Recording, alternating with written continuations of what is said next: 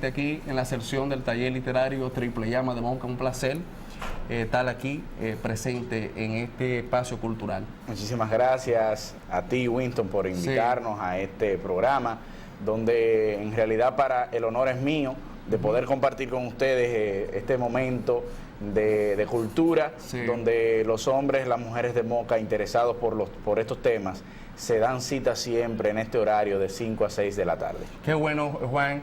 Entrando en materia, Juan, tú eres un joven destacado en diferentes áreas como escritor, poeta. Mi primera pregunta es, ¿qué te motivó a ti a escribir poesía?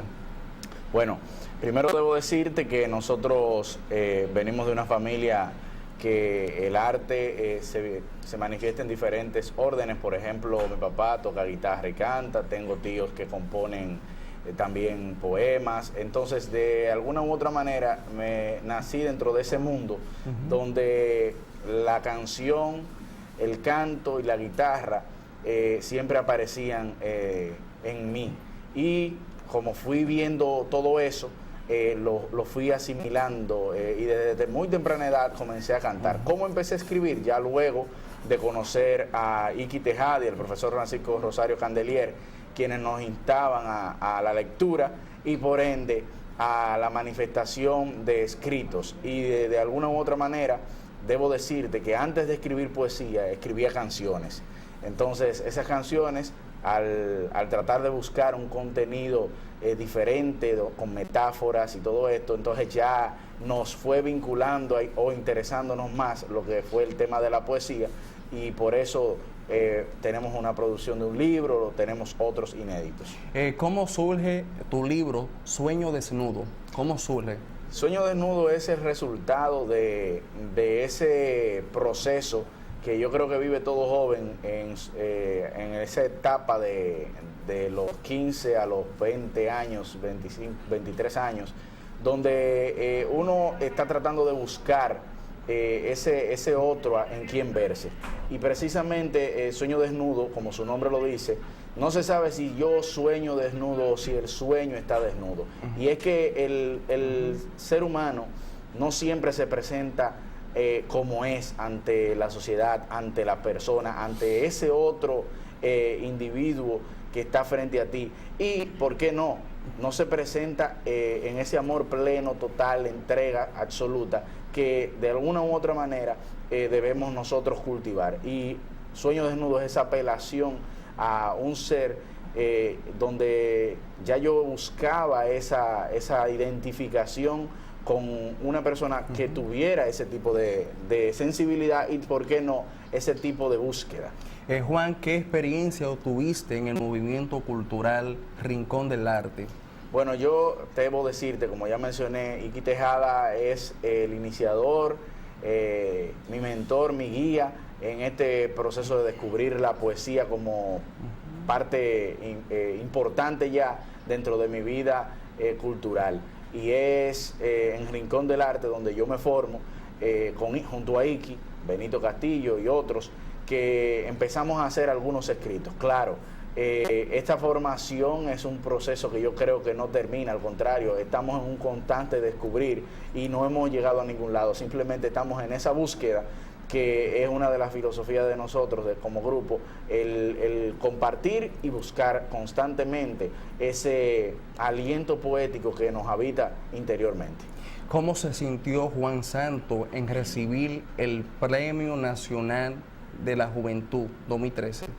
Bueno, debo decirte que lo más importante en cualquier tipo de reconocimiento, más que el reconocimiento en sí, es la labor, el saber que esa labor que tú haces de alguna manera tenga un significado, no un significado para ti, sino un significado para motivar a otros a continuar haciendo obras de este tipo, obras de bien social. Y yo creo que ahí está el secreto. Si podemos nosotros enfocar en que cada cosa que nosotros hacemos, por pequeña que sea, un aporte a cualquier comunidad, un aporte a la cultura, un aporte a cualquier tipo de medio en el que usted se desarrolle, por pequeño que sea, usted joven, usted podrá entonces legar algo para que otros también continúen este trabajo y se motiven a aportar, que es lo que nosotros debemos hacer, y yo creo que es el gran mérito que podemos exhibir. ¿Cómo se sintió Juan Santos en obtener el premio al himno a Moca y a la vez ser autor del mismo?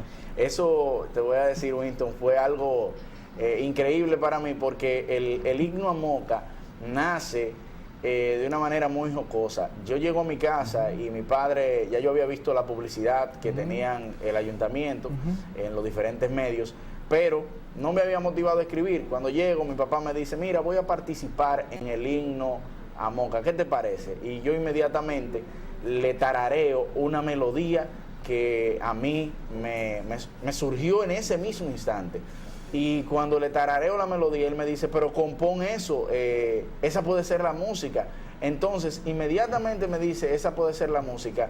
Se produce la primera estrofa, la segunda estrofa y el coro del actual himno. Al otro día, entonces, se producen las dos últimas estrofas y entonces ya queda completo el himno. Es increíble cómo de un solo tirón prácticamente, sin tener que borrar, quitar o poner, sale. Entonces yo por eso creo en esos elementos, en la musa, en la inspiración, y por eso de verdad me sentí muy, muy alegre al ver cómo algo que sin uno esperarlo pudiera calar en el seno del jurado y al final darnos el premio al himno a Moca, que más que cualquier otra cosa es el premio de los mocanos de tener su canto a la patria chica. ¿Cuáles actividades realizaste como presidente de la Asociación de Abogados de la provincia de Espaillá? Bien, tú sabes que yo vengo de una experiencia de ser presidente del Club Rotario Moca Incorporado.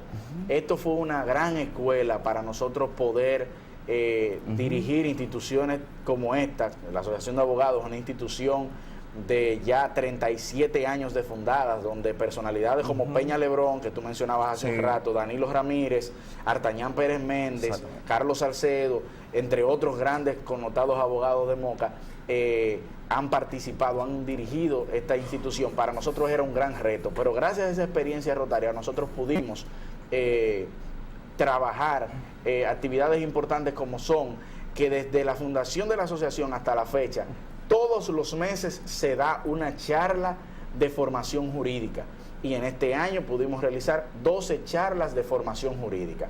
Quisimos adicionar a este año el Cineforum Jurídico, donde nosotros traíamos películas de corte jurídico con temas importantes, relevantes, tanto en la sociología, en la parte que tiene que ver con lo científico desde el enfoque jurídico, o sea, la medicina forense o médico-legal, y todo esto pudimos nosotros plantearlo y trabajarlo desde los Cineforum que fueron presentados en la asociación.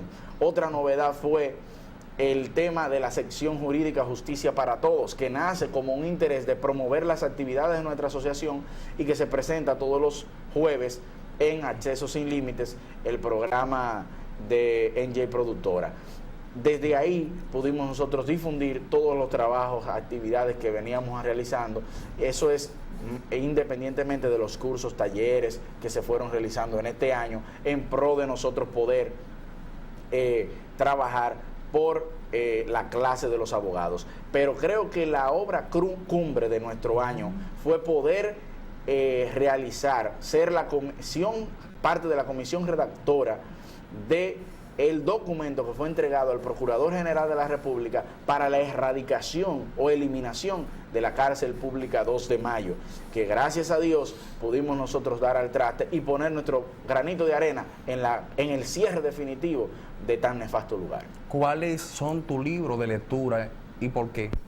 Bien, bueno, a mí me gustan mucho los libros que tienen un matiz de superación, que hablan del liderazgo, que promueven la automotivación, porque creo mucho en que debemos hacer eco de esas voces que internamente están en nosotros y que de alguna manera colaboran para que nosotros podamos crecer autoestimularnos y estimular a otros. En la medida en que nosotros nos motivamos, podemos servir de motivación a los demás. Y a mí me encantan esos libros. También el tema de las obras, las novelas, me gustan. Y debo decir el tema jurídico, que obviamente es mi quehacer. El derecho penal, que es un derecho apasionante, para mí es muy, muy vivido, así como el constitucional. Tú sigues escribiendo. ¿Qué proyectos tiene en ese mismo sentido? Bueno, en cuanto a la escritura, nosotros tenemos 2 libros de poesía inéditos y en la actualidad estamos trabajando ya la conclusión de mi primera obra jurídica, que Dios mediante aspiramos a que salga en este año, ya en los próximos meses, si Dios así lo permite. Es una obra muy importante, ya que abogados como la fiscal de Santiago, Luisa Liranzo, Carlos Salcedo, Wilson Camacho, José Octavio López, un sinnúmero de 8 memorias de maestría que van a estar figurando en esa obra, donde nosotros también tenemos una de ellas, y estaremos nosotros haciendo un homenaje en vida al doctor Artañán Pérez Méndez a través de esta obra, que se llama Memorias de Derecho Público Contemporáneo. ¿Tienes tú algún autor o alguna obra como favorita? Bueno, yo creo que elegir una obra es como elegir una canción. Cuando a ti te dicen, ¿cuál es el poema que más te gusta? Yo sé que piensas en muchos poemas. Sí. Cuando te dicen, ¿cuál es la canción que más te gusta? Son muchas canciones y libros también. Pero decía Facundo que la canción de No soy de aquí, no soy de allá, era una canción que mucha gente se identificaba porque abarcaba y contenía muchas canciones, o sea, muchas realidades. Sí. Y yo creo que sí, que cuando uno ve algún libro en el que uno ve muchas realidades, entonces se identifica con él. Para mí un libro fundamental es el libro del secreto, El alquimista, El Conde de Montecristo, Alejandro Dumas y los Tres Mosqueteros, entre otros grandes textos ejemplares que ciertamente abarcan la historia del mundo y promueven obviamente el desarrollo de los pueblos y por qué no de la persona. ¿Crees en las musas? ¿Crees en las musas? ¿Y cómo surge un escritor? ¿Nace o se hace o ambas a la vez? Bien. Yo, como te dije hace un momento, yo creo absolutamente en la inspiración, en la musa, y ciertamente creo que el artista, el escritor, el cantante nace con un aliento poético, nace con un ángel en la voz, nace. Pero ¿qué ocurre?